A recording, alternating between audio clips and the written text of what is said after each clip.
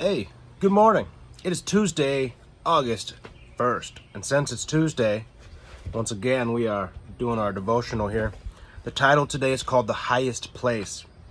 And it's from Mark 15, verses 21 through 32. So I'm going to read Mark 15, 21 through 32, which says, "A passerby named Simon, who was from Cyrene, was coming in from the countryside just then, and the soldiers forced him to carry Jesus' cross.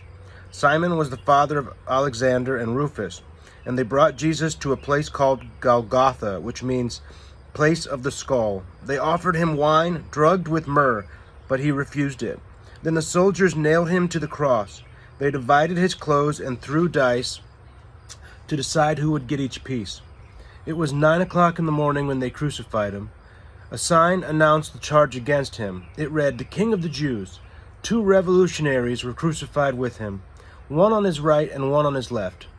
The people passing by shouted, 'Abuse,' shaking their heads in mockery. 'Ha, look at you now,' they yelled at him. 'You said you were going to destroy the temple and rebuild it in 3 days. Well then, save yourself and come down from the cross.' The leading priests and teachers of religious law also mocked Jesus. 'He saved others,' they scoffed, 'but he can't save himself. Let this Messiah, this King of Israel, come down from the cross so we can see it and believe him.' Even the men who were crucified with Jesus ridiculed him." The highest place. That doesn't sound like the highest place, right? The key verse today is Mark 15:22, which says they brought Jesus to the place called Golgotha.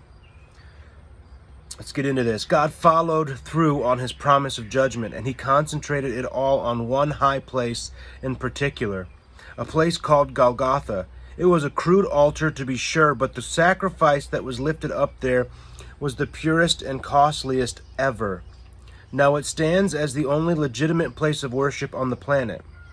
No, our worship isn't based on a physical place, but the hilltop called Golgotha represents a spiritual crisis that any true worshiper must come to.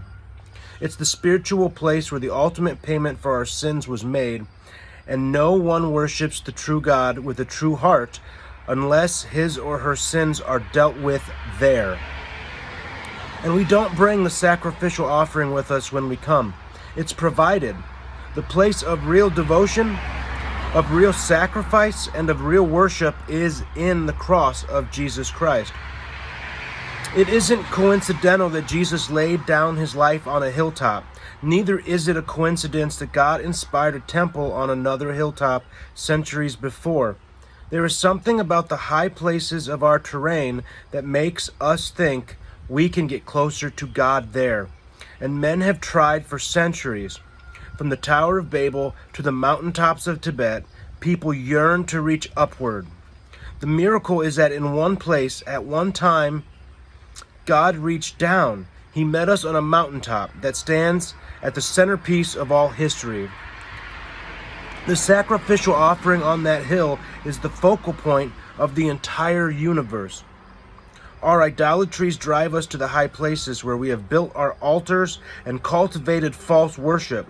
While we were doing that, the incarnate God walked up one high place and paid the price for all the others. His is the least attractive to our fallen human nature, and not a pleasant place to worship at all. Who enjoys being reminded that sinfulness requires blood? But it is central, it is unique, and it is required. It's the only right place to worship. God's wrath has judged idolatry on the high places, but his wrath was directed to his Son on the highest place of all, and that's where we are to bring our idolatry.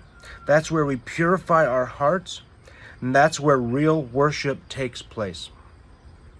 The quote today is from Jeanne Guyon, which says, "God gives the cross, and the cross gives us God." Something to think about today. The highest place. The place where real worship takes place. God gives the cross, and the cross gives us God. You guys take care. Have a good Tuesday. Keep praying for me. I'll keep praying for you. God bless.